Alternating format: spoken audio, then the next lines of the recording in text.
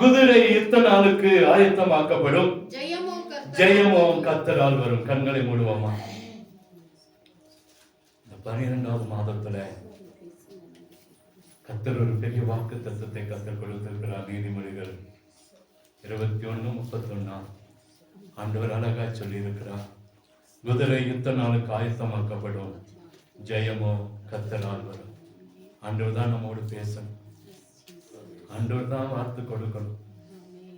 அவரை நோக்கி பார்ப்போம். அவரை நோக்கி பார்த்த கண்கள் வெட்கப்பட்டு போனதே இல்லை. அவரை நோக்கி பார்க்கும் முகங்கள் பிரகாசம் அடைந்தனவே. அவரையே முன்பாக நிறுத்தி இருக்கிறோம். கர்த்தர் நம்மோடு பேசுவாராக. எங்களை கிருபையாய் நேசிக்கிற அன்பின் நல்ல தகப்பனே, ஒரு விசை எங்கள் சபைக்கு நேராக கடந்து வாங்க. உங்களுடைய திட்டம் என்ன, தீர்மானம் என்ன என்பதை சொல்லுங்க. எங்களோடு நீங்க பேசுங்க. ஒரு விசை ஒரு அற்புதத்தை நடத்துங்க. உங்க நாமம் மகிமைப்படட்டும். ஆண்டவரே, என்னை மறைத்து நீங்க வெளிப்படுங்க. ஜனங்களோடு என்னோடு நீங்க பேசுங்க. நீ சொல்ல வேண்டியதை, நீ செய்ய வேண்டியது, இந்த வார்த்தையில எங்களுக்கு கொடுக்க வேண்டியதை ஆண்டவரே நேர்த்தியாய் கொடுக்கிறவர். எங்கள் கர்த்தாவே, உம்முடைய மன்னாவை நாங்கள் திருப்தியாக எங்களுக்கு தாங்கப்பா. அற்புதம் நடக்கட்டும். இயேசுவின் இன்ப நாமத்தில் ஜெபிக்கிறோம் அன்பின் நல்ல தகப்பனே, ஆமென். அல்லேலூயா. கர்த்தர் சொல்ற, நீ ஆயத்தப்படணும். நம்மளை ஆயத்தப்படுத்த கர்த்தர் இன்னைக்கு நம்மோடு கூட பேசிக் கொண்டிருக்கிறார். சொல்ற, குதிரை யுத்த நாளுக்கு ஆயத்தமாக்கப்படும், ஜெயமோ கர்த்தரால் வரும். போன வாரம் பார்த்தோம், ஒரு 3 காரியங்கள் ஜெயம் வரும்னு பார்த்தோம். ஒன்று, வியாதியிலிருந்து நமக்கு கர்த்தர் என்ன கொடுப்பாரு? ஜெயத்தை கொடுப்பார். 2வது, கடன்ல இருந்து நமக்கு ஒரு ஜெயத்தை தருவார். 3வது, தடைகள் இருந்து கர்த்தர் ஒரு ஜெயத்தை, தடைகளை மாற்றி போட்டு ஒரு ஜெயத்தை தருவார். அல்லேலூயா. அப்ப ஜெயம் கொடுக்கிற தேவன் நம்முடைய தேவன். நம்முடைய தேவன் யாருங்க? ஜெயம் கொடுக்கிற தேவன். இந்த ஜெயம் கொடுக்கிற ஆண்டவர் நம்மிடத்துல இந்த வருஷத்தின் கடைசியில எதிர்பார்க்கிற ஒரு காரியம், ஆயத்தப்படணும்னு விரும்புறார். குதிரை யுத்த நாளுக்கு ஆயத்தமாக்கப்படும். குதிரை யுத்த நாளுக்கு, சாதாரணமா ஒரு யுத்தத்துக்கு ஒரு குதிரை ஆயத்தமாக்கப்படும் என்று சொன்னால், ஒரு பெரிய ராஜ்யத்துக்கு முன்னால் நிற்கிறோம், ஒரு பெரிய ராஜ்யத்தின் மகிமையை சுதந்திரிக்க போகிறோம். நீங்களும் நானும் இந்த நாட்கள் ஆயத்தமாக்கப்பட வேண்டும் என்று சொல்லி கர்த்தர் விரும்புகிறார். இங்க நிறைய பேர் ஆயத்தமே இல்லை. இன்னைக்கு ஒரு ஆராதனைக்குள்ள வரோம், எத்தனை பேர் முழங்கால் முடக்கி ஆண்டவரே என்னோடு பேசும் என்று சொல்லுகிறோம். நிறைய பேர் அந்த ஜெபமே இல்லை. ஆனா ஒரு சில நேர்முழங்காலை முடக்கிறோம். ஆனா என்ன ஜெபிக்கிறோம்னு தெரியல. வந்த உடனே என்ன பேசணும்னு, ஆண்டவரே ஏசப்பா நல்லா இருக்கீங்களா? எத்தனை பேர் கேட்கிறோம்? பாஸ்டே கேட்கறது இல்ல, பக்கத்துல இருக்கிற விசுவாசியே கேட்கறது இல்ல. ஆண்டவர் போய் எங்க கேட்க போறோம்? இவ்வளவு நாள் விட்டுட்டு போனோம். போன வாரம் ஞாயிற்றுக்கிழமை சபையிலிருந்து வெளியே போனோம். இந்த ஞாயிற்றுக்கிழமை தான் உள்ள வந்திருக்கிறோம். அப்படிதானுங்களே? ஆண்டவரை ஒரு நாளாவது, ஆண்டவரே நல்லா இருக்கீங்களாப்பா, நான் உங்க பிள்ளை வந்திருக்கேன். சின்ன பிள்ளைங்க சொல்லிட்டு வருவாங்க, அப்பா அவங்க பிள்ளை வந்திருக்கிறேன். நானும் உள்ள வரும்போது அதான் சொல்லி வருவேன். ஆனா உள்ள உட்கார்ந்த உடனே ஒரு நாள் ஆண்டவரே ஏசப்பா நீங்க நல்லா இருக்கீங்களா, என்ன நல்லா வச்சீங்க இந்த வாரம் முழுவதும், நீங்க நல்லா இருக்கீங்களாப்பா நம்ம கேட்டிருக்கிறோமா? கேட்க மாட்டோம். நமக்கு யாராவது சொல்லி தரங்க. அதெல்லாம் யாராச்சும் என்ன செய்யணும்? அதை விடுங்க, அதாவது பரவாயில்ல. ஆண்டவரே என்னை இந்த ஆராதனை பயன்படுத்துங்க, நான் அபிஷேகத்துல நிரம்பணும், வல்லமையில நிரம்பணும், எனக்குள்ள வரங்களை கொடுங்க, வல்லமை கொடுங்க. நம்ம உட்கார்ந்து ஜெபிக்கிறோமா? இல்ல. ஒரு சிலர் ஜெபிக்கிறோம், ஒரு சிலர் ஜெபிக்கிறது. வந்த உடனே ஏதோ 2 ஸ்தோத்திரத்தை சொல்லுகிறோம், அவ்வளவுதான். இந்த ஆராதனைக்காக சபை காலையில எழுப்பி வீட்டுல எத்தனை பேரு இன்னைக்கு ஆராதனைக்காக ஜெபம் பண்ணி வந்தோம்? எத்தனை பேர் வேதத்தை வாசித்து வந்தோம்? உண்மையை மனசாட்சி தொட்டு சொல்லுங்க. ஆயத்தம் இல்ல. ஒரு கல்யாண வீட்டுக்கு போவதற்கு ஆயத்தப்படுகிறோம், ஆனா ஒரு சபைக்கு வருவதற்கு இன்னைக்கு நமக்குள்ள ஆயத்தமே இல்லை. எப்படியோ வரோம், அப்படியே மெதுவா அப்படியே வந்து எப்படியோ நான் போனா போதும், சபைக்குள்ள போனா போதும், பாஸ்ட் என்ன பார்த்தா போதும். கற்பிச்சட்டுக்கார எப்போது இப்ப பின்னாடி போக ஆரம்பிச்சிட்டான். இன்னைக்கு அழகா வந்திருக்கா, ஆனா அப்படியே பின்னாடி போக ஆரம்பிச்சிடலாம். பசங்க பாருங்க, மின்பாக வந்து உட்காரணும். வாலிப பசங்களை எங்க உட்காரணும்? சேமல எங்க வரணும்? முன்னாடி வரணும். இன்னைக்கு வாலிப பிள்ளைகள் எல்லாம் முன்னாடி வந்து உட்காரணும். இன்னைக்கு வாலிப பிள்ளைங்க தான் பின்னாடி போய் உட்காரணும். இங்க பரவாயில்ல, பெண்கள் சைடுல ஒரு பெரிய ஆசீர்வாதம், இங்கேயும் பரவாயில்ல. ஆனா ஆண்டவர் விரும்புகிற காரியம், நம்ம சபைக்கு வருகிறோம், நம்ம மனசு ஆயத்தம். அவன் ஆண்டவர் என்னோடு பேசணும், ஆண்டவர் என்னோடு பேசணும், என்ன நடத்தணும். இன்னைக்கு இந்த சபையில, இந்த ஆராதனையில என்ன வித்தியாசமா நடத்தணும். அப்படி அந்த ஒரு ஆயத்தம் நமக்குள்ள வந்துச்சுன்னா நிச்சயமா நம்மளால சும்மா இருக்கவே முடியாது, நம்மளால பாடாம இருக்கவே முடியாது, நம்மளால ஆராதிக்காம இருக்கவே முடியாது, கை தட்டாம இருக்கவே முடியாது. வேடிக்கை பார்க்கிறோம், வேடிக்கை பார்க்காம நம்ம வேடிக்கை பார்க்கிறோம், அந்த வேடிக்கையை பார்க்க முடியாது. கண்களை திறந்து பார்க்கிறோம், கண்களை திறக்காம ஆண்டவரை நோக்கி பார்க்க முடியும். அல்லேலூயா. ஆயத்தப்பா இருக்கணும்னு கர்த்தர் இன்னைக்கு உங்களை என்னையும் விரும்புகிறார். ஏன்னா இன்னைக்கு கடைசி நாட்கள் வந்துட்டோம், கடைசி நேரங்களை வந்திருக்கிறோம். ஒரு ஆயத்தம் இல்லாம அடுத்த ஆண்டுக்குள்ள போகிறது ஒரு பெரிய வேதனையான காரியமா முடிஞ்சிடும். ஒரு வேலைக்கு போறதுக்கு நம்ம ஆயத்தப்படுகிறோம், ஒரு கல்யாணத்துக்கு போறோம், இல்ல ஒரு கடைக்கு போறீங்கன்னு வைங்களேன், பக்கத்துல 2 பேர் பேசிக்கிறீங்க, இந்த கடைக்கு போயிட்டு வந்துடலாம். நீங்க புறப்படாம அவங்கள மாத்திரம் புறப்பட வச்சுட்டு அவங்க என்ன சொல்லு, இந்த அக்காவே புறப்படல, அவங்களே இன்னும் ரெடி ஆகல, நான் மாத்திரம் ரெடி ஆகிட்டேன் சொல்லுவாங்களோ சொல்ல மாட்டாங்க. நம்மளை பார்த்து சொல்லுவாங்க, அவங்களே இன்னும் ரெடி ஆகல, நாம எப்படி ரெடி ஆகணும். இந்த சபையில் இருக்கிற உங்களையும் என்னையும் நம்ம பார்க்கிறோம், நினைக்கிறோம், இந்த சபையில் ஏன் வைத்திருக்கிறாருன்னு. ஆண்டவர் விரும்புகிற காரியம், நான் ஆயத்தம் ஆகணும். நம்மளை பார்த்து ஜனங்கள் ஆயத்தமா சபைக்குள்ள ஓடி வரணும். அல்லேலூயா. நம்மளை பார்த்து இன்னும் அந்த அக்காவே ரெடி ஆகல, நான் அப்புறம் போலாம் அப்படின்னு இருந்துடக்கூடாது. அவங்களே லேட்டா தானே வராங்க, நாங்க போனா என்ன தப்பு. இன்னைக்கு பசங்களுக்கு அப்படி கடை வந்து அஸ்வினை திட்டினேன், கடை வந்த உடனே சொல்லி திட்டினேன். ஏன்னா இன்னைக்கு பசங்க வரும்போது அது பழகணும். சண்டே கிளாஸ் டைம் எத்தனை மணி, அத்தனை மணிக்கு என்ன செய்யணும், உள்ள இருக்கணும். ஆராதனை 10 மணி, 10 மணிக்கு நம்ம உள்ள உட்காரணும். இதுதான் ஆயத்தம். இன்னும் ஆயத்தம் இல்லாம இன்னும் உட்கார்ந்து கொண்டிருக்கிறோம் என்பதை கர்த்தர் இன்னைக்கு உணர்த்தி கொண்டிருக்க. எடுத்து வாசிங்களேன், எசேக்கியேல் புஸ்தகம் 38ஆம் அதிகாரம் 7ஆம் வசனம். எசேக்கியேல் புஸ்தகம் 38ஆம் அதிகாரம் 7ஆம் வசனத்தை வாசிங்களேன். நீ ஆயத்தப்படு, உன்னுடனே கூடின கூட்டத்தை, எல்லா கூட்டத்தையும் ஆயத்தப்படுத்து, நீ அவர்களுக்கு காவலாளனாய் இருன்ற. நீ முதலாவது ஆயத்தப்படுன்ற. நம்ம என்னை பார்த்து அதான் சொல்றாரு, உங்களை பார்த்து அதான் சொல்றாரு, நீ முதலாவது என்ன செய்ய, ஆயத்தப்படு. நம்மளே ஆயத்தம் இல்லாம மற்றவங்களுக்கு அறிவுரை சொல்லி பிரயோஜனம் இல்லை, மற்றவங்களுக்கு கூப்பிடுகிற அந்த நிலைமை இல்லை. நாம முதலாவது ஆயத்தப்படணும். கடைசி நாட்களை நாம ஜெபிக்கணும், நாம வேதத்தை வாசிக்கணும், நாம சபைக்கு உண்மையா இருக்கணும். கர்த்தர் தான் சொல்ற, நீ ஆயத்தப்படு, அப்புறமேட்டு உன்னுடனே கூடிய கூட்டத்தையும் ஆயத்தப்படு. நம்ம முதலாவது காலையில எழும்பி ஜெபித்து ஆயத்தமான பக்கத்துல வீட்டுல இருக்கிறவங்க நிச்சயமா தூங்க முடியாது. என்ன செய்ய முடியாது, தூங்க. நம்ம உட்கார்ந்து ஜெபிச்சுட்டோமா நம்மளால என்ன செய்ய முடியாது, அடுத்தவங்க தூங்கவே முடியாது. நான் போன வாரத்துல ரொம்ப டயர்ட், இங்க ப்ரேயர் முடிச்சுட்டு நான் நைட்ல ரொம்ப நேரமா உட்காந்து ஜெபிக்கிறேன். ஒரு இரவுல நடு இரவுல உட்காந்து ஜெபிக்கிறேன், சபையில பல மணி நேரம் உட்காந்து ஜெபிக்கிறேன். அதனால பகல்ல எப்போதுமே கொஞ்ச நேரம் நான் தூங்குவேன். அது எல்லாருக்கும் தெரியும், நானும் அப்படிதான் என்னோட பழக்கம் வச்சிருக்கேன். நான் பகல்ல கொஞ்ச நேரம் உட்காந்து கொஞ்ச நேரம் படுத்து தூங்குவேன். சரியா சாயங்காலம் எந்திரிச்சிருவோம். அப்போ ஒரு நாள் எங்க மீட்டிங் எல்லாம் போயிட்டு ஒரு 6:30 மணிக்கு தான் போனேன். போய் படுக்கலான்னு போய் படுத்தேன். எங்க வீட்டம்மா 7 மணிக்கு ஜபத்துக்கு அந்த ரூமுக்கு வந்துட்டாங்க. அவங்க பாட்டுக்கு ஸ்தோத்திரம் பண்ணி ஜோம் பண்ணிக்கிறேன். என்னால தூங்க முடியாது, எந்திரிச்சு வந்துட்டேன் இந்த வீட்டுக்கு. நம்மளால எப்படி தூங்க முடியும், ஏற்கனவே டயர்டு. நான் வந்ததே மீட்டிங் எல்லாம் போயிட்டு சாயங்காலம் 6:30 மணிக்கு தான் வந்தேன். சரி ஒரு அரை மணி நேரமா படுக்கலான்னு படுத்து கொஞ்ச நேரம் தூங்கிட்டேன். திடீர்னு பார்த்தா சத்தம், இவங்க ஸ்தோத்திரம் பண்ணி ஜோம் பண்ணிட்டுறாங்க. ஏன்னா இவங்க 7 மணி இருந்து உட்காந்து ஜோம் பண்ணுவாங்க. அந்த சத்தத்தை கேட்டோடனே நான் டக்குன்னு எந்திரிச்சு இந்த ரூமுக்கு வந்துட்டேன். திடீர்னு எனக்கு ஒரு ஞாபகம், இப்பதான் அந்த வெள்ளிக்கிழமை, திடீர்னு எனக்கு ஒரு ஞாபகம் என்னன்னா, நைட்டு 12 மணிக்கு ஜெபம் நடக்கணுமே. 12 மணி வரை ஜெபம் சபையில நடக்கணும் அன்னைக்கு வெள்ளிக்கிழமை. அந்த 12 மணி நேரம் ஜெபம் ஃபர்ஸ்ட் வெள்ளிக்கிழமை ஜெபிக்கிறோம்.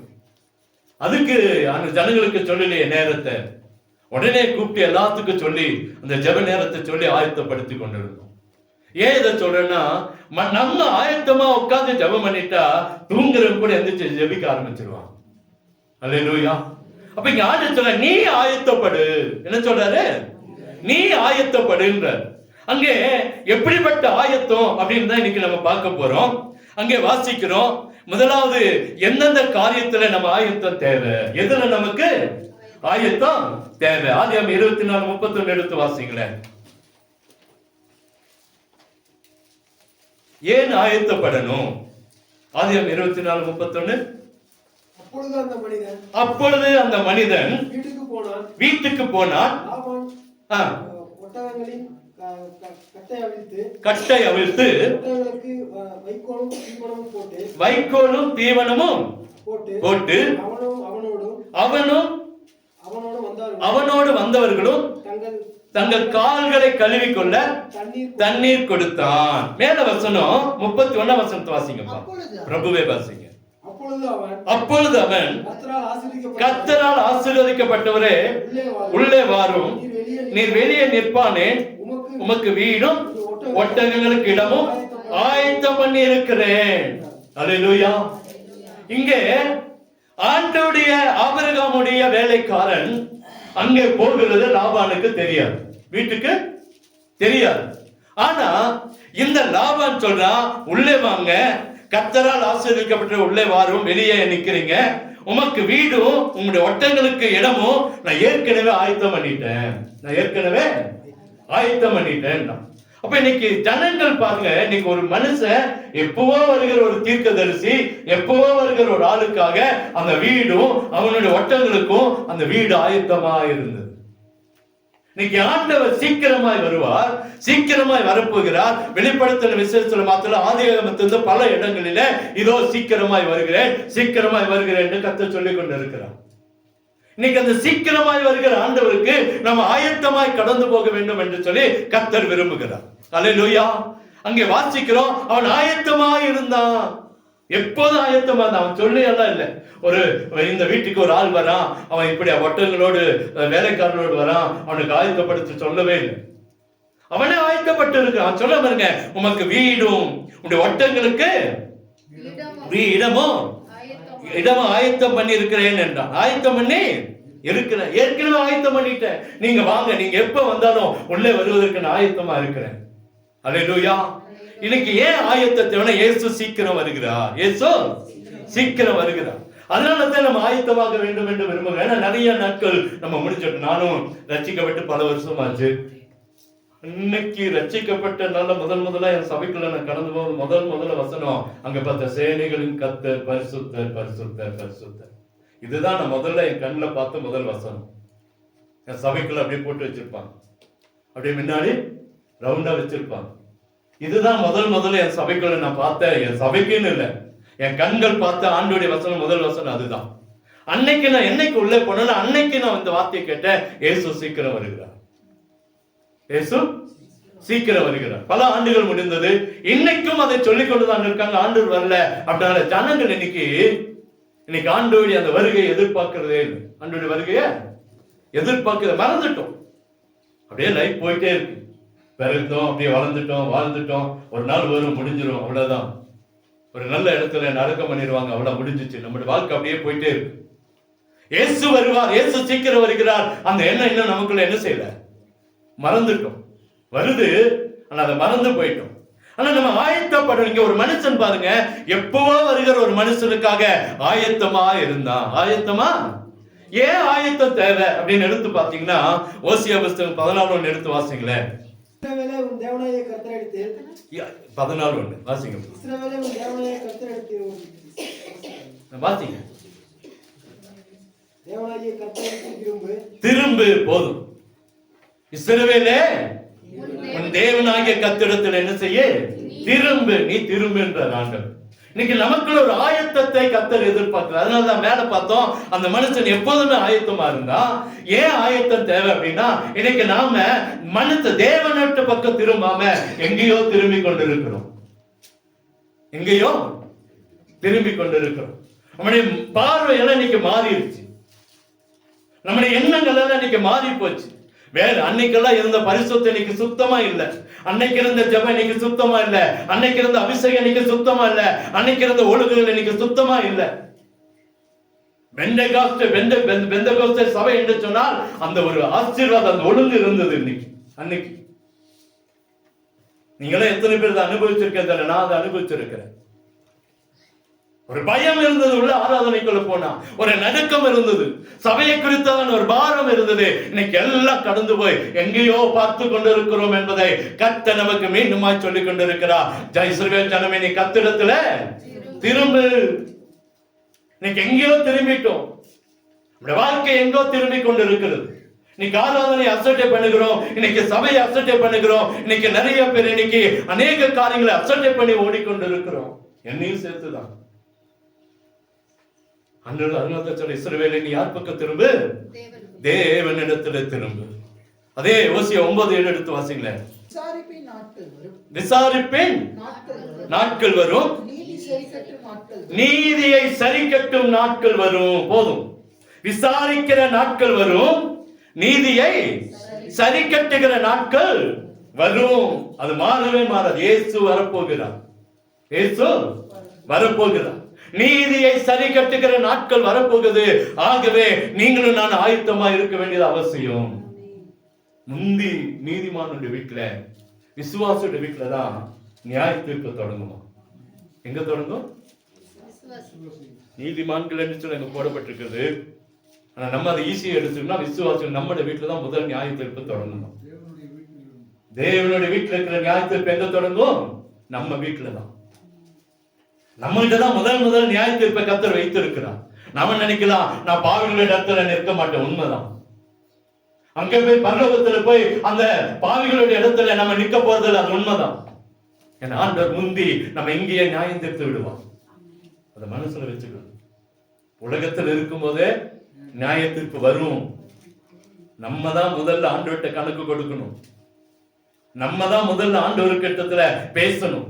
இன்னைக்கு இருக்கிற ஜனங்களுடைய ரத்த வழிய நாம தான் ஆண்டவர்கிட்ட சொல்லணும். மறந்துடவே கூடாது. அங்க நிக்கிறது இல்ல, அது உண்மைதான். பரிசுத்தவான்கள் அங்கே போய், நீதிமான்கள் போய் எங்க நிக்கிறது இல்ல? பாவிகளுடைய வழியில, அந்த நியாய தீர்ப்பு நாளில நம்மளை கர்த்தர் அங்கே கொண்டு போய் நிறுத்துறது இல்லை. ஏன் அப்படின்னா, இங்கேயே நியாய தீர்த்து நேரடியாக கொண்டு போய் ஆபிரகாமுடைய மடியில நமக்கு ஒரு இளைப்பாறுதலை கர்த்தர் வைத்திருக்கிறார். அப்ப நமக்கு தான் ரொம்ப பயப்படணும். நாம தான் பயப்படணும். நாம தான் அவங்களுக்காவது செத்து போன பிறகு அங்க போய் ஒரு வேலை தெரியல ஆண்டவரே, உங்களுக்கு தெரியலன்னு கூட சொல்லலாம். எனக்கு யாருமே உங்களை பத்தி சொல்லல ஆண்டவரே, சொல்லியிருந்தா நான் ரசிக்கப்படுவேன் அப்படின்னு கூட சொல்லலாம் அவங்க. ஆனா நீங்களும் நான் சொல்லவே முடியாது. முந்தி இங்கதான் நீதிமான்களுடைய வீட்டுலதான் தேவனுடைய அந்த நீதி, அந்த நியாய தீர்ப்பு வரும் என்று சொல்லி கர்த்தர் சொல்லி கொண்டு இருக்கிறான். தேவனுடைய அந்த வசனத்தை இன்னொரு முறை வாசிங்க. 9:7. விசாரிப்பின் நாட்கள் வரும், நீதி சரிக்கட்டும் நாட்கள் வரும். அல்லேலூயா.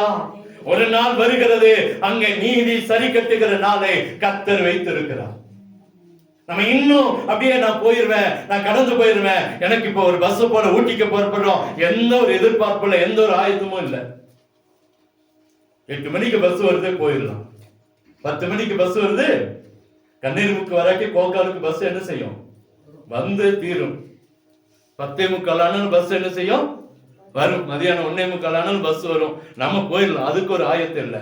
ஆனா பரலோகத்துல படுந்து போகணும்னா நமக்கு ஒரு நியாய தீர்ப்பை கர்த்தர் வைத்திருக்கிறார். அல்லேலூயா. அது மாத்திர இயேசு சீக்கிரமாய் வருகிறார். இயேசு சீக்கிரமா எப்படி வர்றாரு எடுத்து வாசிங்களேன். செப்பனியா புஸ்தகம் 1ஆம் அதிகாரம் 14-15. கர்த்தருடைய பெரிய நாள் சமீபித்திருக்கிறது, அது கிட்டி சேர்ந்து மிகவும் தீவிரித்து வருகிறது. கர்த்தருடைய நாள் என்கிற சத்தத்துக்கு பராக்கிரமசாலி முதலாய் அங்கே மனம் கசந்து அலறுவான். பராக்கிரமசாலிகள் கூட மனம் கசந்து அழுகிற ஒரு நாள் வரப்போகிறது. அந்த நாள் எப்படி இருக்குது? அடுத்த வசனம்.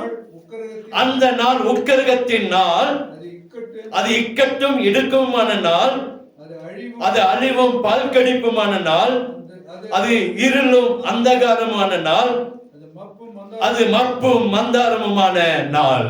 அல்லேலூயா. அந்த நாளை நம்ம கணக்கிடவே முடியாது.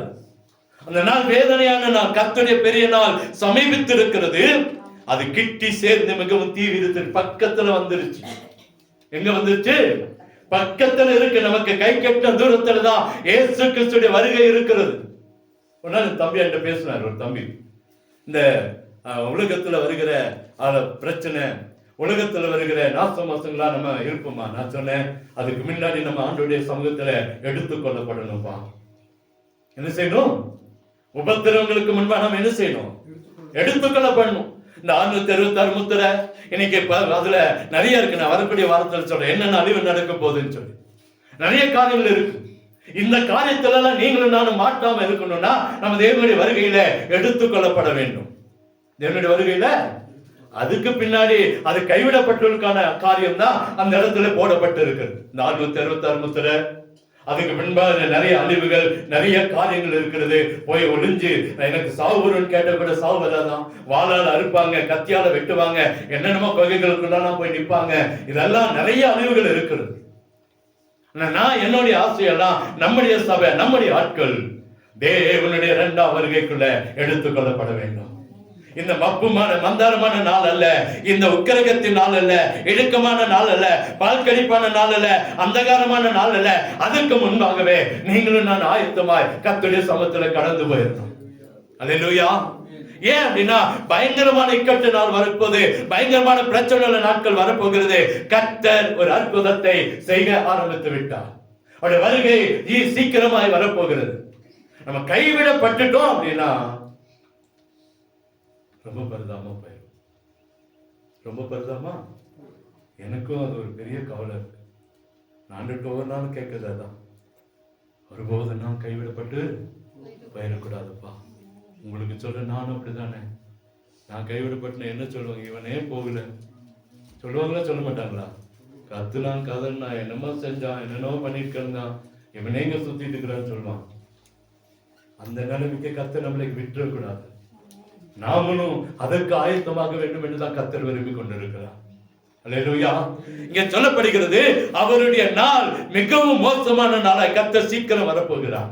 அதனாலதான் சொல்றது நீங்களும் நான் ஆயத்தப்படணும். மீண்டும் அந்த எசேக்கியேல் புத்தகத்தை 38:7 எடுத்து வாசிங்களேன்.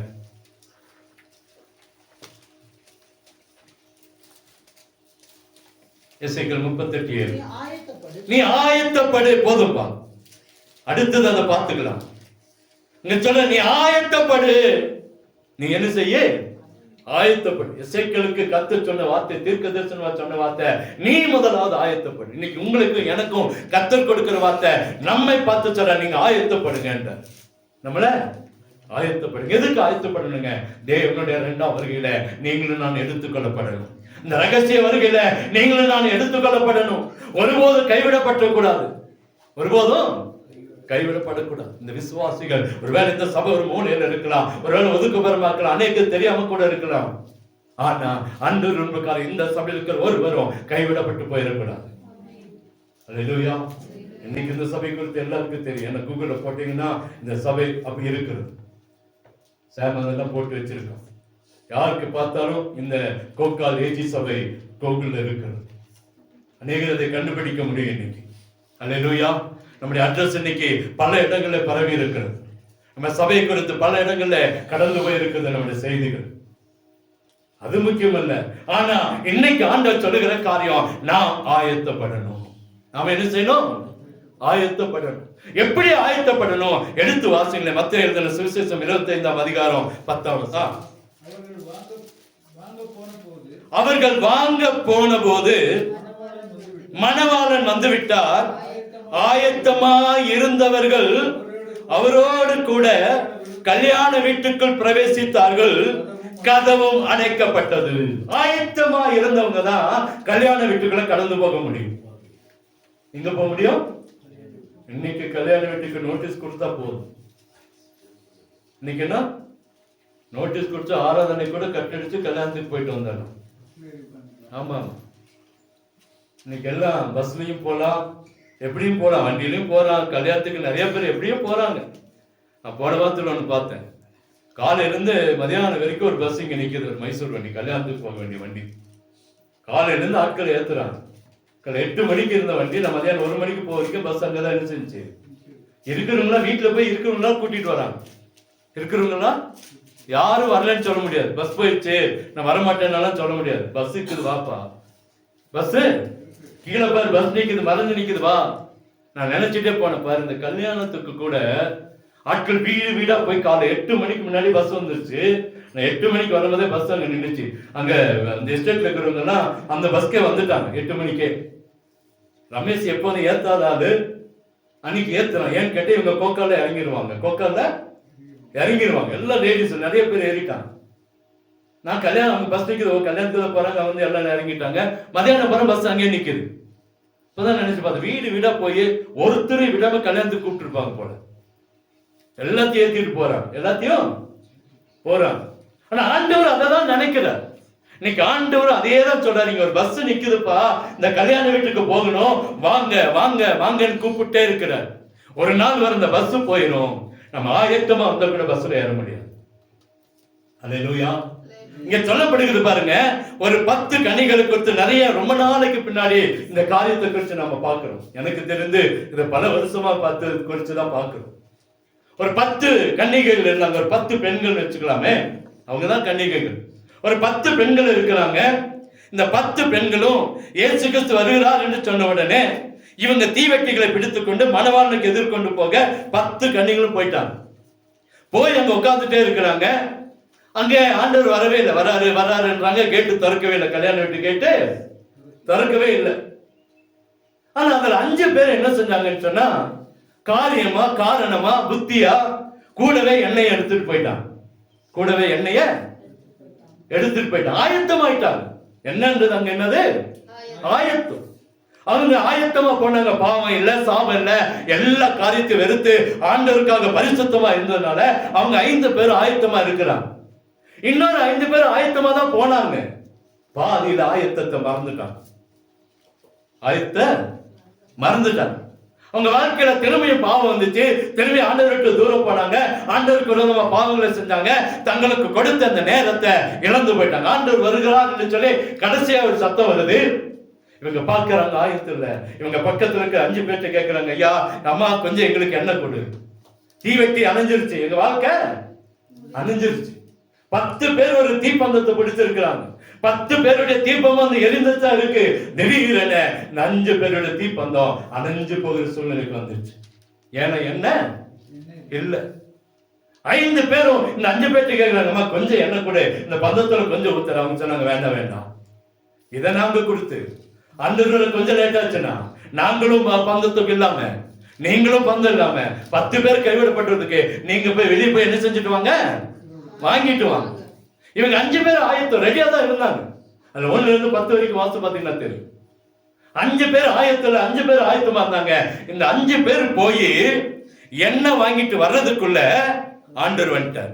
ஆண்டவர் சொல்றார் பாருங்க, புத்தி உள்ளவர்கள் பிரதித்திரமாக அப்படி அல்ல, எங்களுக்கு உங்களுக்கு போதாமல் இராதபடிக்கு நீங்கள் விற்கிற இடத்துல போய் உங்களுக்காக என்ன செய்யுங்க, வாங்கி கொள்ளுங்க என்றார்.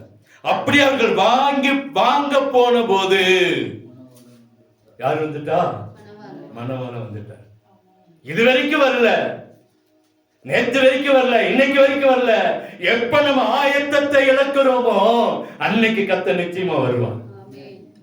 அதனாலதான் சொல்றாரு, எப்போதுமே ஆயத்தமா இருங்க. எப்போதுமே, எந்த நேரமும், எந்த நேரத்துல என் மரணம் வந்தாலும் என்னுடைய வாழ்க்கை, அதாவது ஆண்டவருடைய வருகை வந்தாலும் நான் ஆண்டவருக்காக ஆயத்தமா நிக்கணும். அல்லேலூயா. உங்களுக்கு மாத்திரம் இந்த சத்தியம் எனக்கும் தான். ஆயத்தம் அந்த 5 பேர் உள்ள போனாங்க. இவங்க போயிட்டு வராங்க பாருங்க. அவங்க போய் அந்த கல்யாணம் மற்ற கன்னிகளும் வந்து அந்த கல்யாண வீட்டுக்கு பிரவேசித்தால் கதவும் அடைக்கப்பட்டது. பின்பு மற்ற கன்னிகளும் வந்துட்டாங்க. எப்படியோ தட்டு தருமாறி எங்கே போய் எண்ணெய் வாங்கிட்டு சரியாகி வந்துடுறாங்க. கொஞ்சம் பாவத்துல அறிக்கை பண்ணி ஆண்டவர் கருத்துல, ஐயோ நான் தப்பு பண்ணிட்டேன், நான் மறந்துட்டேன் அப்படின்னு சொல்லி எல்லாரும் ரெடி பண்ணி வராங்க. கதவு அடைக்கப்பட்டு விட்டது. அவங்க சொல்றாங்க, ஆண்டவரே எங்களுக்கு கதவு திறக்க வேண்டும் என்றார். ஆண்டவர் ஒரு வார்த்தை சொல்றாரு, அதற்கு அவர் உங்களை எது வரைக்கும் ஆயத்தம் இல்லைன்னா, என்னதான் பாடுபட்டாலும், என்னதான் பரிசுத்தத்தில் இருந்தாலும், என்னதான் தசமா கொடுத்தாலும், என்னதான் காணிக்கை கொடுத்தாலும், என்னதான் வெள்ளை சட்டை கட்டினாலும், கர்த்தருக்கு ஆயத்தம் இல்லைன்னா, என்னதான் வெள்ளை சட்டை போட்டாலும் கர்த்தருக்கு ஆயத்தம் இல்லைன்னா உங்களை அருகே என்று சொல்லி விடுவார். அல்லேலூயா, அல்லேலூயா. ஆயத்தம் இல்லாவிட்டா நீங்களும் நாங்கள் கைவிடப்பட்டு அம்போடு நிற்போம். நீ காண்டு சொல்ல ஆயத்தப்படுது. குதிரையை யுத்த நாளுக்கு என்ன செய்யப்படுகிறது? ஆயத்தமாக்கப்படுது. ஒரு யுத்தத்துக்கு ஒரு குதிரை ஆயத்தமாக்கப்படுது. ராஜாதி ராஜாவை காண அந்த ராஜாதி ராஜாவின் கல்யாண வீட்டுக்குள்ள கடந்து போக வேண்டும் என்று சொன்னால் நீங்களும் நாங்கள் நம்மை ஆயத்தப்படுத்த வேண்டியது அவசியம். ஆண்டவர் அதனால சொன்னாரு. யாத்திராகம புத்தகத்துல 16ஆம் அதிகாரத்துல ஒரு வசனம் இருக்கு, எடுத்து வாசிங்களேன். 6ஆம் நாளிலே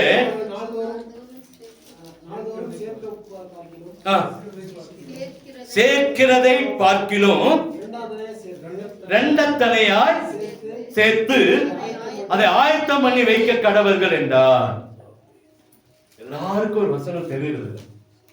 ஞாயிற்றுக்கிழமை ஏன் வேலைக்கு போறோம் அப்படின்னா இந்த வசனத்தை புரியாதனாலதான். இன்னைக்கு ஞாயிற்றுக்கிழமை ஏன் கட்டடிக்கணும் அப்படின்னா இந்த வசனம் நமக்கு புரியாதனாலதான். ஆண்டவர் சொல்லிட்டாரு, 6 நாளும் உங்களுக்கு வானத்தின் மன்னாவை நான் தரேன். இந்த 6ஆம் நாள் என்ன செய்ய, 7ஆம் நாளுக்குரிய வானத்தின் மன்னாவையும் சேர்த்து வச்சுக்கோ. என்ன செய்ய? சேர்த்து வச்சுக்கோன்னு. 7ஆம் நாள் அது யாருக்குரிய நாள்? தேவனுக்குரிய நாள். ஆண்டவருடைய சன்னதிக்கு வர வேண்டிய நாள். அதனால என்ன செய்ய, அன்னைக்கு கிடைக்காது. இன்னைக்கு 7ஆம் நாள்ல தான் வானத்தின் மன்னா கிடைக்குது. ஆனா அன்னைக்கு சொல்றாரு 7ஆம் நாள் என்ன கிடைக்காது? வானத்தின் மன்னா கிடைக்காது. இங்க செய்தி கிடைக்குது, ஆசீர்வாதம் கிடைக்காதுன்ற. 7ஆம் நாள்ல வேலைக்கு போன என்ன கிடைக்காது? ஆசீர்வாதம் கிடைக்காது. இன்னைக்கு தேவனை விட்டு தூரம் போனா ஆசீர்வாதத்தை பெற முடியாது. இன்னைக்கு நம்ம சொந்த வேலையை பார்த்துட்டு இருக்கிறோம்னா ஆசீர்வாதத்தை பெற முடியாது. 6ஆம் நாள் வரைக்கும் எல்லாம் கொடுக்கிறார். சொன்னாரு, அன்னைக்கு கொடுக்கிறத ரெண்டத்தனையா எடுத்துக்கோ. ரெண்டத்தனையா எடுத்து என்ன செய்ய? சேர்த்து வை. அதை ஆயத்தம் பண்ணி வச்சுக்கோ. புழுவும் வராது, பூச்சியும் வராது. அல்லேலூயா. ஆனா திங்கட்கிழமை சேர்த்து வச்சது செவ்வாய்க்கிழமை பூச்சி பிடிச்சிச்சு.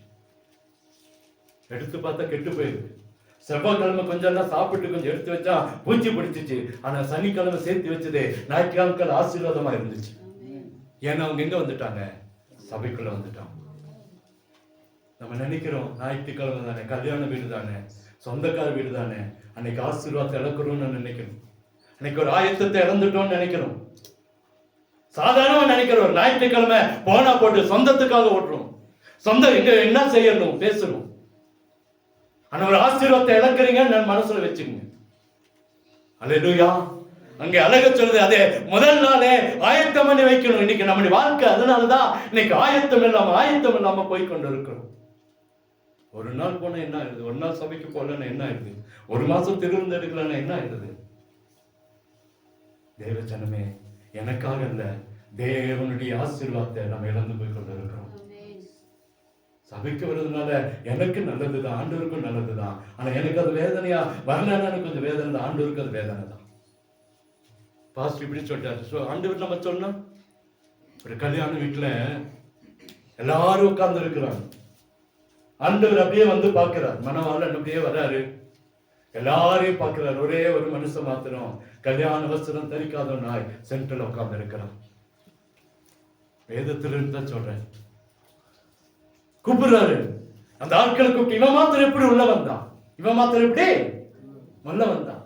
இவனை கொண்டு போய் அழுகை, இவன் கையை காலை கட்டி அழுகையும் பற்கடிப்புள்ள இடத்துல போடுங்க. இவனுக்கு ஒரு ட்ரெஸ் கொடுங்கன்னு சொல்லவே இல்லைங்க. நீங்களும் நான் என்ன சொல்லியிருப்போம்? ஒரு சட்டை கொடுங்கப்பா, கல்யாண ட்ரெஸ்ஸை கொடுத்துருங்க சொல்லியிருப்போம். சொல்லிக்க மாட்டோமா? எப்படியாச்சும் கூப்பிட்டாரு, ஒரு ட்ரெஸ்ஸை கொடுங்க, அந்த கல்யாண வஸ்திரத்தை போட்டுக்கிட்டோம். ஆண்டவர் பாருங்க ரொம்ப ஸ்ட்ரிக்டா இருந்தேன். நம்ம நினைக்கலாம், நான் ரசிக்கப்பட்ட ஞானஸ்நானம் எடுத்துட்டேன், எப்படி பரலோகத்துக்கு போயிடுவேன். நடக்கவே நடக்காதுங்க. நடக்கவே நடக்காது. முடிவு வரையும் நிலைத்து நிற்கிறதா ரசிக்கப்பட முடியும். நிறைய பேருக்கு என்னன்னு தெரியுமா? இன்னைக்கு நான் என்ன செஞ்சுட்டேன்? ரசிக்கப்பட்டேன், ஞானஸ்நானம் எடுத்துட்டேன், திருவிருந்துக்கு வர, சபைக்கு வரவேன், எப்படி என் பேர் எங்க இருக்கு? ஆமா.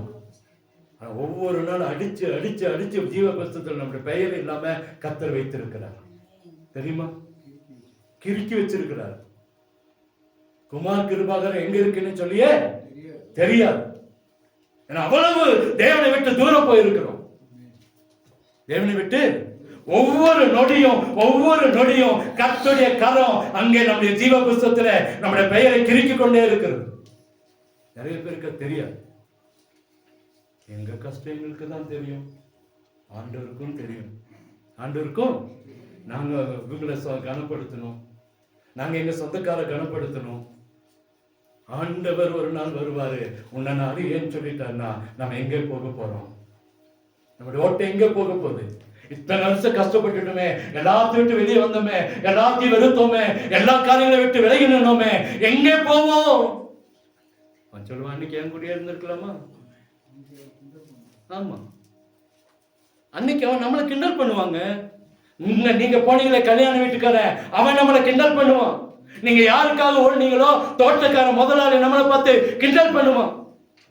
ஞாயிற்றுக்கிழமை வரமாட்டேன்னு சொன்னேன், இன்னைக்கு ஏன் கொடுக்கிற? நடக்குங்க. இதை நான் இதுக்காக சொல்ல, தேவ வார்த்தை இதுதான். நமக்கு கூட அத்தாக சொல்லப்படுகிறது, ஒருத்தன் எடுத்துக் கொள்ளப்படுவான், ஒருத்தன் கைவிடப்படுவான். 2 பேர் மாவரைச்சிட்டு இருப்பாங்களாம். திரும்பி அந்த காலம் வரும்னு நினைக்கிறது. கல்லுல மாவரைக்கிற காலம் வரும். 2 பேர் மாவரைப்பான், ஒருத்தன் எடுத்துக் கொள்ளப்படுவான், ஒருத்தன் கைவிடப்படுவான். அல்லேலூயா. அந்த கைவிடப்பட்ட 2 பேரும் தான் மாவரைச்சான். அவனை பார்த்து இன்னொருத்த கேட்பான், நேற்று வரைக்கும் அங்க போயிட்டு வந்த என்ன பிரயோஜனம்? அன்னைக்கு நம்ம எங்க போய் நிக்க போறோங்க? இந்த 5 பேர் பாருங்க, ஆயத்தமா தான் இருந்தாங்க, சபைக்கு வந்தாங்க, எல்லாமே செஞ்சாங்க. ஆனா ஆயத்தம் இல்லை, ஆயத்தம் இல்ல. கொஞ்ச நேரம் தான் போயிட்டு அவங்க எண்ணெயை வாங்கிட்டு வர்றதுக்குள்ள கதவு அடைக்கப்பட்டது. கதவு அடைக்கப்பட்டது. சொல்றாரு, உங்களை நானே அறியேன்ட்ட, யாருன்னே எனக்கு தெரியாதுப்பா. நம்ம சொல்ற ஆண்டவர் என்னோட பெயரை உள்ளங்களை வரைந்து வைத்திருக்கிறாரு, என் எலும்புகளை அவர் கண்டு இருக்கிறாரு, என் கருவில் அவர் பார்த்து இருக்கிறாரு, எல்லாம் உண்மைதான். ஆயத்தில் என்ன, நம்ம யாருன்னே தெரியாம போயிடுவோம். நம்ம யாருன்னே தெரியாம போயிடுவோம். தயவு செய்து நீ காண்ட சொல்லுகிற காரியம், கர்த்தர் கரத்துல நம்ம ஆயத்தமா இருக்கணும். அல்லேலூயா. நம்ம ஆயத்தமா இருக்கதான் கர்த்தர் நம்மை ஆசீர்வதிக்க முடியும். நம்ம நினைக்கலாம், அப்போ வரும்போது பார்த்துக்கலாம். அப்போ ஒரு காலம் வருமா? அப்போ ஒரு காலம் வரும். என்ன காலங்க? ஒரு பஞ்ச வரும்போது. ஆமோஸ் புஸ்தகம் 8:11 எடுத்து வாசிங்களேன். பஞ்சத்தை அனுப்பும் நாட்கள் வரும். சாப்பாடு பஞ்சம் இல்ல, தண்ணீர் கிடைக்காத பஞ்சமும் இல்ல. கர்த்தருடைய வசனத்தை கேட்க கூடாத பஞ்சம் வரப்போதான். இப்படி ஓடினாலும் சபை இருக்காது, ஊழியர்கள் இருக்க மாட்டாங்களாம், யாராவது நடக்காது. நம்ம போய் கொஞ்சம் சரி, நான் கொஞ்சம் மனம் தெரிவிக்கிறேன், கொஞ்சம் பாவ மன்னிப்பு கேட்டுக்கிறேன் அப்படின்னு எந்த சபைக்கு போனாலும் சபையில் ஆராதனை இருக்காது, சத்தியம் இருக்காது, வேத வசனம் கேட்கப்படாது. ஒரு காலம் வரும், நாம் இருப்போம், சத்தியம் கேட்கப்படாது. சத்தியம் கேட்கப்படும். நம்ம நினைக்கலாம் அன்னைக்கு பார்த்துக்கலாம், கடைசி வரைக்கும் ஓடிட்டு கடைசி நாட்கள் நம்ம ஒருவேளை பலவீனமா இருந்தா அன்னைக்கு ஆண்டுட்டு உட்காந்து மன்னிப்பு கேட்டுலாம். அந்த காலம் நம்ம நினைச்சோம்னா நம்ம ஏமாற்றப்படுகிறோம்னு அர்த்தம், ஏமாந்து கொண்டு இருக்கிறோம்னு அர்த்தம். அல்லேலூயா. இன்னைக்கே நீங்களும் நானும் ஆயத்தமாக வேண்டும் என்று கர்த்தர் விரும்புகிறார். இன்னைக்கு சொல்ற ஆகார குறைவல்ல, தண்ணீர் பஞ்சம் இல்ல, வேத வசனத்தை கேட்க கூடாத ஒரு காலம் வரும். நம்ம எங்க போய் வேதத்தை கேட்க போறோம்? எங்க போய் வேதத்தை கேட்க போறோம்? எங்க போய் சத்தத்தை கேட்க முடியும்? இன்னைக்கு ஒரு சத்தத்தை அசட்டை பண்ணி போறோம். இன்னைக்கு சபையில் இருக்கிற ஆண்டு ஊழியக்காரனுடைய சத்தத்தை நம்ம கீழ்படுகிறது இல்லை. அந்த சத்தத்துக்கு கமாண்ட் கொடுக்கிறோம், அந்த சத்தத்துக்கு வேறு விதமா சிந்திக்கிறோம். அன்னைக்கு எந்த சத்தமும் கேட்கப்படாம ஒரு காலம் வரும். அல்லேலூயா. நிறைய பேர் நினைச்சுக்கலாம், இந்த சத்தத்துக்கு நான் பாத்திரமா இருப்பேனா? இந்த சத்தத்துக்கு நான் ஒன்னு அறியேன்ற சத்தம் நம்ம காதுல கேட்க கூடாதுங்க. நான் ஒண்ணு அறியேன்ற சத்தம். அங்க பாருங்க, ஒரே ஒரு வாசம் சொல்லி முடிச்சாரு. வெளிப்படுத்தும் விசேஷம் 21:8 எடுத்து வாசிங்களேன். மீதி நம்ம வரக்கூடிய நாட்களை பார்க்கலாம். வெளிப்படுத்தும் விசேஷம் 21:8.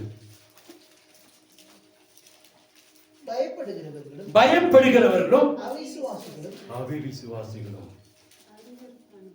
அதெல்லாம் பாவத்துக்குள்ள இருக்கிறவனுக்கு. 2வது காரியம் யார சொல்றாருன்னா, நம்மளுடைய எண்ணெய் தான் சொல்றாரு. அவங்களாம் எங்க போக முடியாதா? 2ஆம் மரணமாகிய அக்கினி கந்தமும் எரிகிற கடல்ல தான் அவங்களுக்கு பங்கு. யாருக்கு? அவிசுவாசிகள். நம்ம சபையை அது மறுதளிச்சோமா, தேவனை மறுதளிச்சோம்னா, தேவனை விட்டு தூரம் போறோம். இன்னைக்கு ஆயத்தில்னா நீங்களும் நான் விசுவாசிகள் அல்ல, அவிசுவாசிகள். என்ன விசுவாசிங்க? அவிசுவாசி. அல்லேலூயா. மீண்டும் சொல்றது, எனக்கான செய்தி அல்ல, நமக்கான செய்தி. உங்களுக்கான செய்தி அல்ல, இது நமக்கான செய்தி.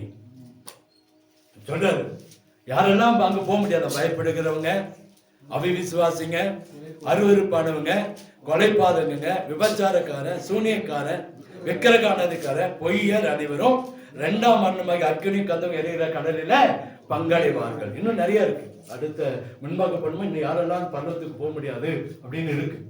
இதுல ஒரு வசனத்துக்காக தான் நான் எடுத்தேன், அவிவிசுவாசிகளும் பரலோகத்துக்குள்ள போக முடியாது. நீங்களும் நான் எப்படியா இருக்கணும்? விசுவாசிகளா, உண்மையுள்ள விசுவாசிகளா மாறணும். எனக்காக சபை அல்ல, இது தேவனுக்கான சபை. இது எனக்கான காரியம் அல்ல, இது எனக்கான இடம் அல்ல, இது தேவனுக்குரிய இடம். இங்கே வந்த ஆசீர்வாதம் அதுல வரலன்னா நாம தான் அதனுடைய ஆசீர்வாதத்தை இழந்து போய் கொண்டு இருக்கிறோம். அல்லேலூயா. இன்னைக்கு ஆண்டவர் சொல்லுது, நம்ம ஆயத்தமாங்கன்றார். இன்னைக்கு செய்தியோட தலைப்பு அதுதான், ஆயத்தப்படுங்க. நம்மளை ஆயத்தப்படுத்திக் கொள்வோம். மற்றவங்களுக்கு சொல்றது செகண்ட்.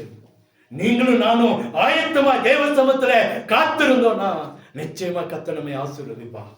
இன்னைக்கு இந்த உலகத்துக்காக, குடும்பத்துக்காக, சொந்த பந்தங்களுக்காக, வீட்டு பக்கத்துக்காக நம்முடைய ஆயத்தத்தை கெடுத்துட்டோம்னு சொன்னா அந்த 5 கன்னிகைகளை போல உன்னை அறியேன்னு சொல்லுவாரு, கதவு சாத்தப்படும். நம்ம கைவிடப்பட்டுலாம் இருப்போம். கைவிடப்பட்டா என்ன நடக்கும்ன்றத வரக்கூடிய வாரத்துல பார்ப்போம். அப்படியே கண்களை மூடுவோமா? நம்ம எதிலும் ஆயத்தமா இருக்க வேண்டாம். அந்த ஒரு மனுஷன் லாபான் பாருங்க, என்ன தேசத்துல இருந்து வரான். ஆபிரகாமுடைய ஒரு பெரிய நல்ல வேலைக்காரன், அவனுக்காக வீட்டை ஆயத்தப்படுத்தி வச்சிருந்தான். ஒன்னும் தெரியாதவனே எனக்கு ஆயத்தமா இருக்கிறான்னா நீங்கள நான் எப்படி இருக்கணும்? இன்னைக்கு ஏன் ஆண்டவர் நம்முடைய காரியத்தை விரும்புகிற, ஆயத்தத்தை விரும்புகிறார்னா சீக்கிரமா இயேசு வருகிறார். அந்த நாள் மந்தாரமான நாள், மொப்பமான மன நாள், இருளான நாள், வேதனையான நாள். ஆகவேதான் சொல்றாரு, நம்ம ஆயத்தப்படணும். நீ ஆயத்தப்படும். முதலாவது மற்றவங்களை ஆயத்தப்படுத்திட்டே இருப்போம், மற்றவங்களை சொல்லிட்டே இருப்போம். நீ ஜெபி, நீ வேதவாசி, நீ படி, நீ உட்காரு, நம்ம எந்திரி எல்லாம் சொல்லுவோம். நாம உட்கார மாட்டோம், நாம எந்திரிக்க மாட்டோம். நம்ம வசனங்களை கரைச்சு குடிச்சிருப்போம், அப்படி சொல்லுவோம், இப்படி சொல்லுவோம். ஆனா நாம அதுக்கு கீழ்ப்படிய மாட்டோம். இன்னைக்கு ஒண்ணுமில்லாத நாட்கள் ஆராதனைக்கு எப்படி ஜனங்களை கூட்டிட்டு போறாங்க. எங்க வீட்டு பக்கத்துல ஒரு அம்மா இருக்கு, ஒண்ணுமே இல்லை, ஒரு கிறிஸ்தவன் பேரு தான். நான் போன நாள் இருந்து ஒரு நாள் கூட அந்த வீட்டு சபச்சத்தம் கேட்டது இல்லை. ஆனா ஜெபிக்கிறேன் ஜெபிக்கிறேன் அந்த அம்மா. ஆனா அந்த அம்மா ஒரு ஊழியம் செய்து பாருங்க, பக்கத்தில் இருக்கிற விதவைகளுக்கு தான் சொந்த காசு போட்டு 200 ரூபாயோ 300 ரூபாயோ ஒரு புடவை வாங்கி கொடுக்குது. கொடுத்துட்டு இந்த வாரம் வெள்ளிக்கிழமை அவங்க வீட்டுல, அந்த அவங்க தம்பி வீட்டுல பிரேயர் நடக்குது, அந்த புடவை வாங்கி கொடுத்தவங்க அந்த வீட்டுக்கு கூட்டிட்டு போகுது. எப்படி ஊழியம் பாருங்க. தான் ஆயத்தம் இல்ல, ஆனா மத்தவங்களை ஆயத்தப்படுத்துது. அதனுடைய பிரதிபலன் அது கிடைக்குமா கிடைக்கல, நானா ஊழியம் நடக்குது. ஏன் இதை சொல்றேன்னா, முதல்ல நாம் ஆயத்தப்படணும். இன்னைக்கு வருஷத்துல ஒரு 1000 ரூபாய் செலவு பண்றோம் ஒரு மத்தவங்களுக்குன்னா அது ஒரு பெரிய பங்கு கத்த நமக்கு தருவோம். இந்த கிறிஸ்துமஸ் காலம் ஒரு 200 ரூபாய்க்கு, ஒரு 250 ரூபாய்க்கு ஒரு 4 புடவை எடுத்து ஒரு விதவியல் கொண்டு போய் கொடுத்து கிறிஸ்துமஸ் கிஃப்டா கொடுத்து பாருங்க. அடுத்த நாள் நீங்க எங்க கூப்பிட்டாலும் வருவாங்க. அதை விட்டுட்டு வாங்க வாங்க வரவே மாட்டாங்க. ஊழியம் அப்படி பண்ணணும். ஆண்டவர் இன்னைக்கு இது செய்தி அல்ல, ஆண்டவர் இன்னைக்கு விரும்புகிறாரு நாம் ஆயத்தப்படணும். மற்றவர்களுக்கு முன்பாக நம்மை ஆயத்தப்படுத்தணும். ஒரு கிறிஸ்தவங்க போய் ஒரு கல்யாண வீட்டுல, ஒரு இந்து கோயில போய் உட்கார்ந்துட்டு வரமே, ஒரு மத்த காரியத்துல போய் உட்கார்ந்து வரமே, அந்த மனுஷன் நம்மளை பார்த்து என்ன நினைப்பா, அது ஒரு பக்கம் இருக்கட்டும். ஆண்டவர் உங்களை குறித்து என்ன சொல்லுவார்? வேற எந்த கருத்தை நினைக்க வேண்டிய. ஆண்டவர் இன்னைக்கு நான் தள்ளிட்டு வந்துட்டேன், இன்னைக்கு ஆண்டவர் விட்டு தூரம் வந்திருக்கிறேன், என் ஆண்டவர் என்ன நினைக்க போகிறார்? இன்னொரு காட்டுலவே உழைச்சு கொடுக்குறீங்களே, அன்னைக்கு ஆண்டவர் என்ன சொல்ல போறார் உங்களை பார்த்து? ஞாயிற்றுக்கிழமை தேவனுக்குரிய நாள். அந்த நாள்ல நம்முடைய பந்தங்கள் எரியணும். அந்த நாள்ல நம்ம பந்தங்கள் அணையதுன்னு சொன்னா வேதனைப்படுவது நீங்களும் நானும் தான். அருமையான ஜனமே, ஒரு ஆயத்தத்தை கர்த்தர் எதிர்பார்க்கிறார். சீக்கிரமா இயேசு வரப்போகிறார். விசுவாசிகளா இருப்போம், அவிசுவாசிகளை மாற வேண்டாம். தேவனுக்குரியதை தேவனுக்கு கொடுங்க, ராயனுக்குரியதை ராயனுக்கு கொடுங்க. இன்னைக்கு அதுல நம்ம ஏமாத்தக்கூடாது, வஞ்சிக்க கூடாது, திருடக்கூடாது. தேவனுக்கு காணிக்க தசமங்களை திருடக்கூடாது, வஞ்சிக்க கூடாது. அதுவும் நம்ம அவிசுவாசம் தான். இதை வச்சு என்ன பண்ண போறோம்? எதையாச்சும் ஒரு பொருளை வாங்கலாம். ஆனா தேவன் உங்களை குறித்து என்ன சொல்லுகிறார்? இது மனுஷனுக்காக ஊழியக்காரனு கொடுக்கிறது அல்ல, தேவனுக்காக கொடுக்கிறது. ஜெபம் 21 நாள் அது முடிச்சு இப்ப திரும்பி ஒரு 6 நாள் ஜெபம் பண்ணிட்டு இருக்கோம். 30 நாளா ஜெபம் பண்ணி கொண்டு இருக்கிறோம். ஒருத்தர் கூட ஒரு உபவாச ஜெபமா வந்து ஜெபிக்கலையே. இது விசுவாசி கலகா, அவிசுவாசி கலகா? நீங்க வருத்தப்பட்டாலும் சரி, விசுவாசத்திலிருந்து விலகி போயிருக்கிறோம் கர்த்தர் சொல்லிக் கொண்டிருக்கிறார். சபையில ஒரு கடைசி நாட்கள் ஒரு ஜெபம் நடக்குது. நம்மளால வந்து ஜெபிக்க முடியல அப்படின்னா நம்ம என்ன செய்ய போகிறோம்? நம்ம யாரை கனப்படுத்திக் கொண்டிருக்கிறோம்? உலகத்தையா, மனுஷனையா, பணத்தையா, ஆண்டவரையா? இன்னைக்கு ஆயத்தம் இல்லாம ஓடிக்கொண்டிருக்கிறோமா? ஐயா, சகோதரனே, சகோதரியே, தம்பி, தங்கச்சி, ஆயத்தம் இல்லாம போயிட்டு இருக்கிறோம். இயேசு கிறிஸ்து ஒரு நாள் வரும் பொழுது உன்னை நிறைய சொல்லிட்டாருன்னா, ஐயோ பரிதாபம், ஐயோ பரிதாபம். இதுல இத்தனை நாட்கள் பட்ட பாடுகள், இத்தனை நாட்கள் நம்ம ஜெபித்த ஜெபங்கள், இத்தனை நாட்கள் நம்ம போராடின போராட்டம் எல்லாம் வீணா போயிருமே. காதுள்ளவன் கேட்க கடவுள். கர்த்தர் நம்மை ஆயத்தப்படுத்த நினைக்கிறார். இன்னும் இருக்கிறது ஒரு 3 வாரங்கள் இருக்கிறது. 3 வாரங்களுக்குள்ளாக நம்மை நிதானித்தறிந்து தேவனிடத்தில் பக்கம் திரும்புவோம். கர்த்தர் நம்மையும் புத்தி உள்ள கன்னிகைகளாக கர்த்தர் மாற்றுவார். எங்களை கிருபையாய் நேசிக்கிற அன்பின் நல்ல தகப்பனே, வார்த்தைக்காய் நன்றி. ஜனங்களிடத்தில் இந்த இருதயத்தில் தொட வேண்டும் என்று சொல்லி ஜெபிக்கிறேன். என்னுடைய இருதயத்தில் இந்த வார்த்தை தொட வேண்டும் என்று சொல்லி ஜெபிக்கிறேன். இதை கேட்கிற பார்க்கிற எல்லாரும் இந்த வருகைக்காக ஆயத்தமாக உதவி செய்யும் ஆண்டவரே. எங்க சபையார் ஆயத்தமாகட்டும். ஒருவர் கூட கைவிடக்கூடாதப்பா, ஒருவர் கூட கைவிடப்படக்கூடாதப்பா. எல்லாரும் அந்த கல்யாண வீட்டுல ஆண்டவர், அந்த கல்யாண வீட்டுக்குள்ள நாங்கள் எல்லாரும் கடந்து போக உதவி செய்ய ஆண்டவரே. இந்த வார்த்தை எங்க காதுகள் கேட்க கூடாதப்பா, எங்க காதுகள் கேட்க கூடாதப்பா. உண்மை முத்தமிழ ஊழியக்காரனே, உனக்காக ஆயத்தப்பட்டிருக்கிற ஸ்தலத்துல பிரவேசி என்று சொல்லுகிற சத்தத்தை தான் எங்க காதுகள் கேட்கணும். ஆண்டவரே, எங்க சபையால் கேட்கணும்ப்பா. ஒரு அற்புதத்தை நடத்துங்க. எங்களுடைய ஆயத்தம் இல்லாத பின்மாற்றங்களை மாற்றி போடுங்க, பின்மாற்றங்களை மாற்றி போடுங்க, பின்மாற்றங்களை மாற்றி போடுங்க. ஜெபிக்காம, வேதத்தை வாசிக்காம, சபைக்கு உண்மை இல்லாம, ஆண்டவரே உமக்கு உண்மை இல்லாம பரிசுத்தத்தை கெடுத்து கொண்டு இருக்கிறோம். டிவிக்கும் சீரியலுக்கும் முக்கியத்துவம் கொடுத்து கொண்டிருக்கிற நிலைமை முற்றிலும் மாற்றப்படட்டும். ஒரு திட்டத்தை, ஒரு அர்ப்பணிப்பை கர்த்தருடைய கருத்துல அர்ப்பணிக்கிறோம் ஆண்டவரே. இந்த வருஷத்தில் அதை முயற்சி எடுத்து வரக்கூடிய வருஷத்தில் யாது உமக்கு பிரியமா நிற்க கிருபை பாருங்க. அது வரைக்கும் எங்களுக்கு ஆயுஷ் நாட்டில் சேர்த்துத்தான். புதிய வருஷத்தை பார்க்கிற கிருபை தான். வருகிற நாங்கள் கைவிடப்படாதுள்ளாய் உமோடு இணைந்து கொள்ள கிருபை பார். ஒரு வீட்டில் இருக்கிற அப்பம், தண்ணீர், வருமானம், பொருளாதார ஆசீர்வாதம் ஒன்றிலும் குறையில்லாம நிறைவானதை, மேலானதை, ஆசீர்வாதம் பெற்றுக்கொள்ள உதவி செய்யும். நன்மையும் கிருபையும் சமாதானம் உண்டாகட்டும். இயேசுவின் இன்ப நாமத்தில் ஜெபிக்கிறோம் அன்பின் நல்ல தகவலே.